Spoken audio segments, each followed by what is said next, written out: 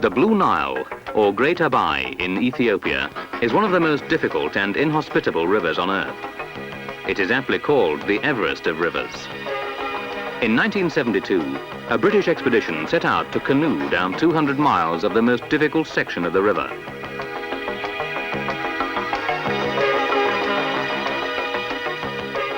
The expedition was organized and led by 20-year-old Mike Jones, who had picked a team of 3 other expert canoeists.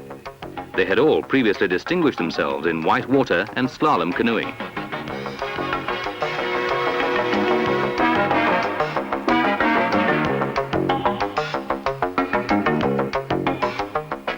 They were to be faced with extraordinary difficulties.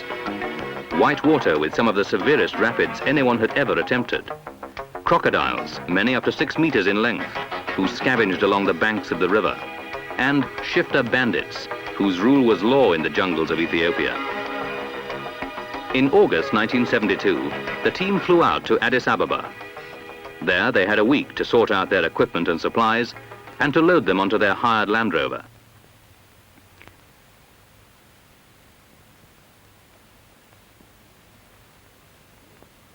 The Ethiopians were fascinated by the boats, and when the team explained what they were going to do with them, there was much speculation as to exactly at which point they would be killed.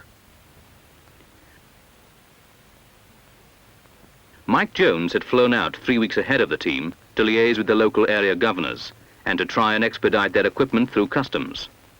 In the event, he had to expedite himself out of custody when, arriving at Cairo in the middle of the Arab-Israeli war and festooned with weapons, he was surprised when arrested by the Egyptian authorities.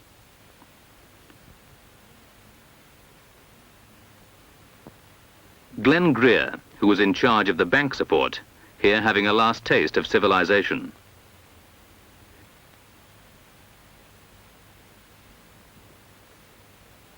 Eventually, the team set out to drive the 200 miles north to Lake Tana, the source of the Blue Nile.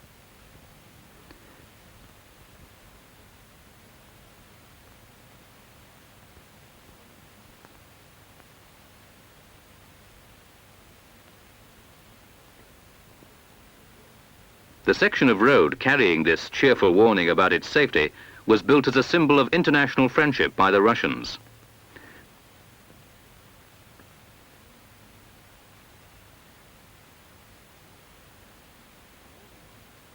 A more annoying problem was the frequent punctures the vehicle suffered.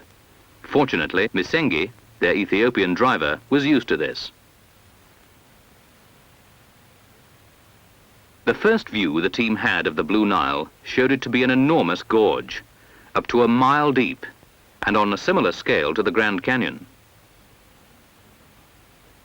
The Shafatak Bridge crossing the river was again built by the Russians, and is the only major bridging point for 600 miles. The team hoped to eventually complete the expedition at this bridge, after canoeing from Lake Tana over 200 miles upstream.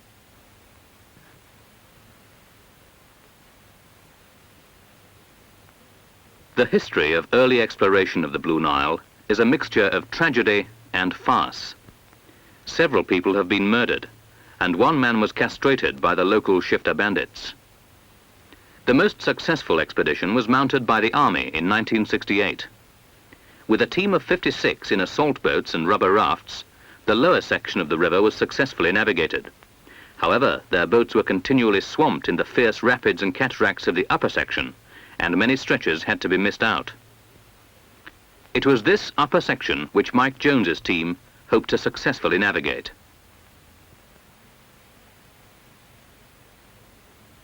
The team eventually reached Bahada on the shores of Lake Tana, 6,000 feet up in the Ethiopian highlands.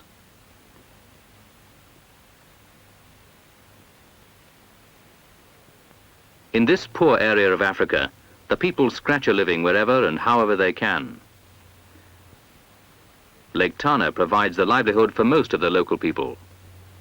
These men made their living by collecting firewood from the islands and transporting it back to Bahada on these reed boats.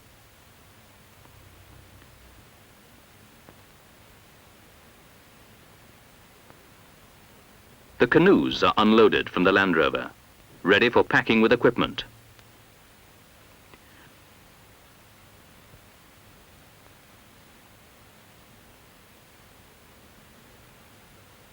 Lake Tana provided an opportunity for the team to get into their canoes for the first time since arriving.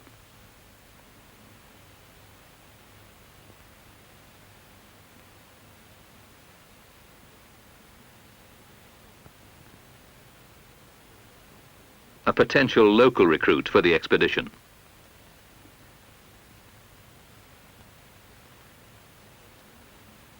For Mike Jones, aged 20, this expedition was the first he had set up and led himself. He had previously distinguished himself as a member of the River Inn expedition to Austria in 1969 and the British expedition down the Grand Canyon in 1971. Mike Hopkinson, aged 23, a Division I slalom canoeist. This was his first in a series of expeditions to be led by Mike Jones down some of the world's wildest rivers. Originally, there were 3 other members, a film cameraman and 2 servicemen, members of the first British expedition down the Grand Canyon in 1971. Their knowledge and experience would have been invaluable, but only 3 weeks before departing, these 3 men had to pull out. They were replaced at very short notice by Dave Burkinshaw and Steve Nash, both expert whitewater canoeists. It was against these difficulties that the expedition took place.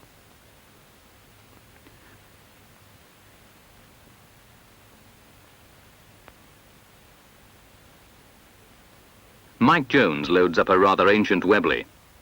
The team's armory of knives, handguns and a rifle were to be essential for their defense against crocodiles and the local bandits.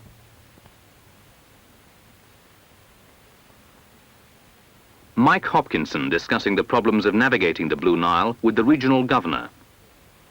The Blue Nile Gorge is known locally as the Devil's Cauldron, and it's believed that no one can enter the gorge and come out alive.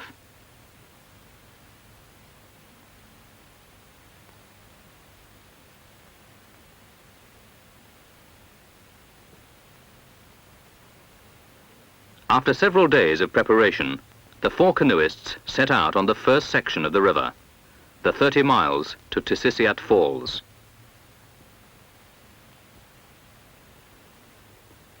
Because of the nature of the country and the lack of any road or track for most of the river's length, the bank support could not rendezvous with the team each evening, and therefore the canoeists had to carry most of what they needed with them in the canoes. This would make the canoeing, especially down the rapids, that much more difficult and dangerous.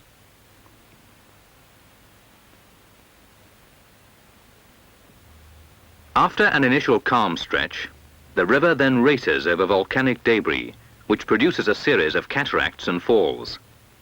The team were able to inspect these beforehand, either from the bank or by stopping in the breakouts and peering down the river. This wasn't a particularly satisfactory method of inspection, but as some of the rapids were 3, 4 and 5 miles long, there was little else they could do.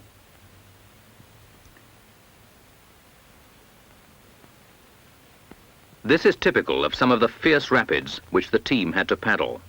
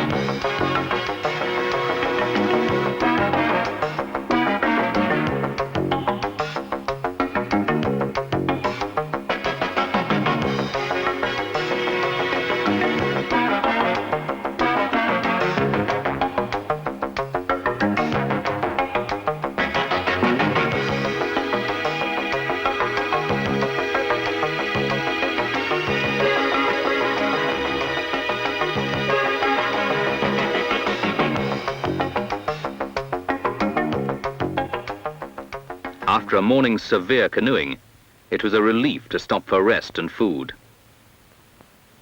They were mainly eating emergency rations, such as meat cake and oatmeal. Their frugal diet, together with the intense heat of the midday sun, made the meal breaks that much more uncomfortable.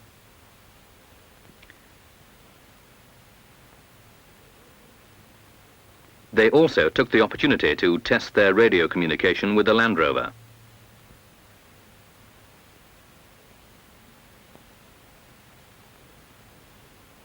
After the first day's canoeing, Dave Burkinshaw wasn't happy that they were unable to inspect the rapids thoroughly before shooting them.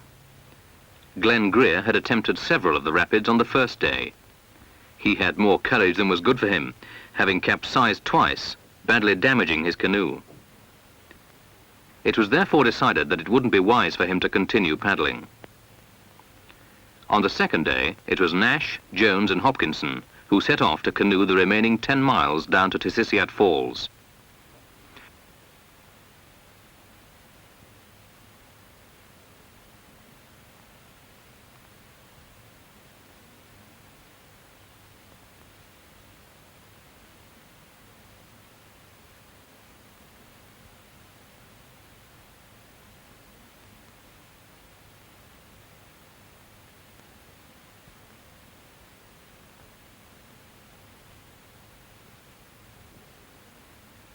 Because the river was in flood, they took only 6 hours to cover the distance. They arrived to a large welcome from the local people, who had never expected to see them again.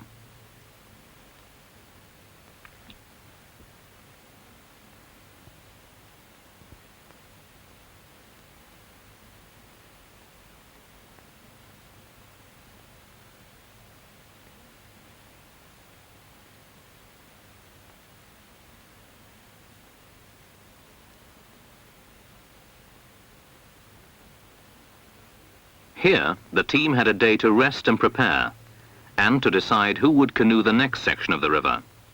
This was the most difficult section, 30 miles of fierce and dangerous rapids down to the Portuguese bridge, the next major bridging point. On the first rapid of this section, Steve Nash looped his canoe, stood it on end and ripped the bottom. Consequently, the team then divided into 2. Dave Burkinshaw and Steve Nash, with an entourage of porters, set out to walk cross-country to the Portuguese bridge, where they hoped to eventually meet up with Jones and Hopkinson, who would canoe there.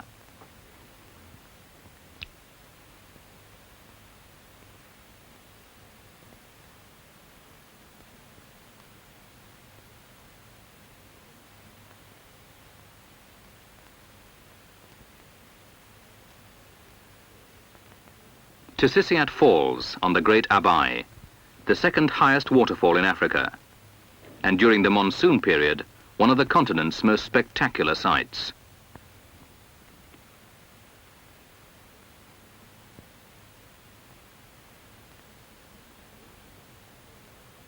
All of the water flowing over Tississat is forced into a narrow gorge, in places no more than 7 feet wide, and consequently the canoeing can be extremely hazardous.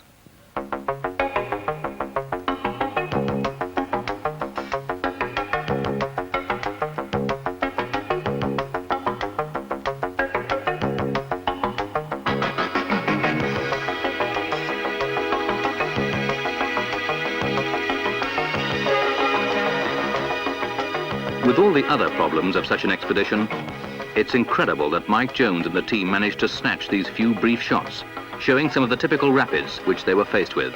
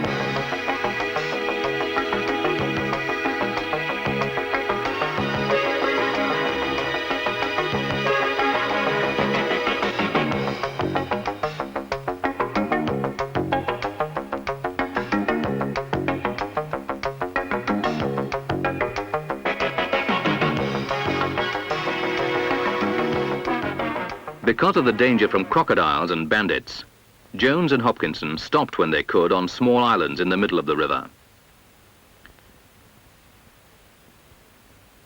Mike Jones reached his 21st birthday at this time, and here he and Mike Hopkinson celebrated with a bar of Kendal mint cake. They had to portage their canoes around one or two sections such as this, which were impossible to canoe, though they did sit down and look at it long and hard.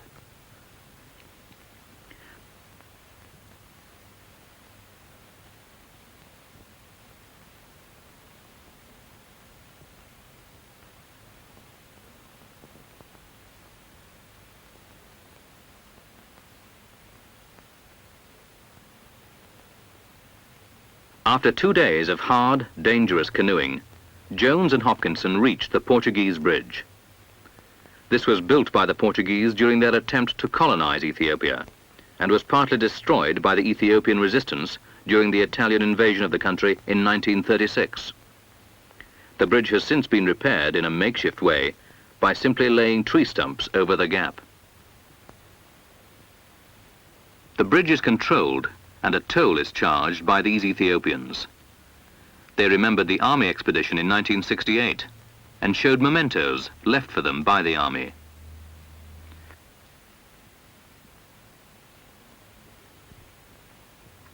The bridge is a link in an important trade route, and there is a daily farce as these mule keepers attempt to persuade their timid chargers to cross the bridge.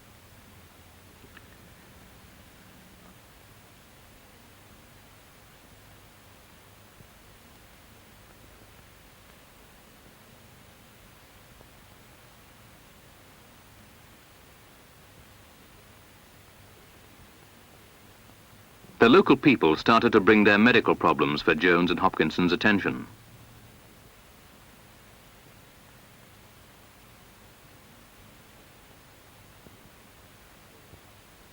This child had a broken arm which had not been reset. The broken bone protruded through the skin, and it had started to develop gangrene. They tried to persuade the father to take his child to the nearest hospital, 60 miles away, but sadly, there was very little chance that he would actually do so. With only aspirins and bandages, there was very little else they could do. Meanwhile, Dave Burkinshaw and Steve Nash had taken 4 days of constant walking to travel overland to the bridge.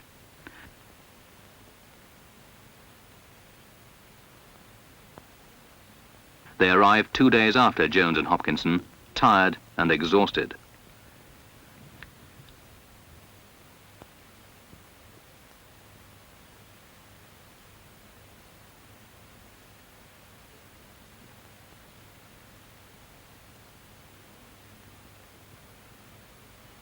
Because of the large crowd they were attracting, the team decided it would be safer to immediately continue on down the river.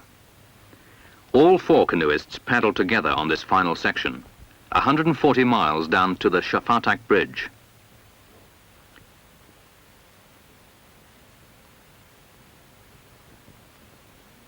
Because the river was calmer and the canoeing easier, the team hoped that on this section they would have a more leisurely journey and be able to enjoy the spectacular beauty of the river and the rich variety of wildlife along its banks.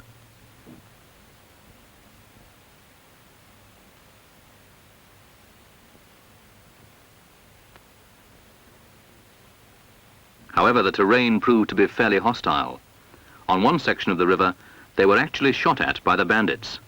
Fortunately, the shots fell well short of their target. A more obvious and ever-present problem were the crocodiles which inhabited the Blue Nile. Many were up to 6 meters long and looked a lot bigger when only feet away from the canoes. The team were able to test the assurance given to them by the head keeper at London Zoo that a .45 was the smallest caliber that would stop a crocodile. Luckily, he was proved right. Another problem during the crocodile attacks was Mike Hopkinson, who is short-sighted, blasting away in all directions with a shotgun. Because of the risk of attack by shifter bandits, the team kept their whereabouts as secret as possible. They stopped to rest and cook at about 4 o'clock each day, then continued canoeing until it became dark, when they would camp for the night without lighting a fire.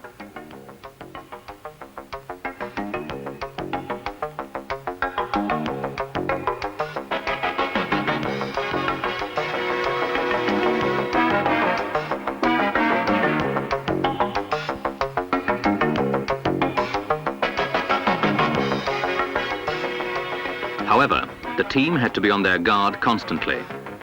With their nerves and tempers stretched, any ripple, log or object in the water could easily be mistaken for a crocodile.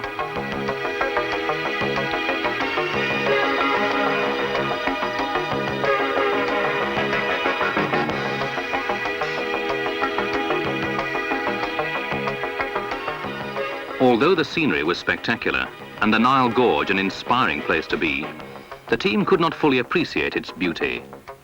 All the strains of the trip were beginning to tell, and it was a relief when after 4 days they reached the Shafatak Bridge. From here they travelled to Addis Ababa and then flew home to England. The team were immensely relieved to have escaped with their lives after 12 days on the Blue Nile.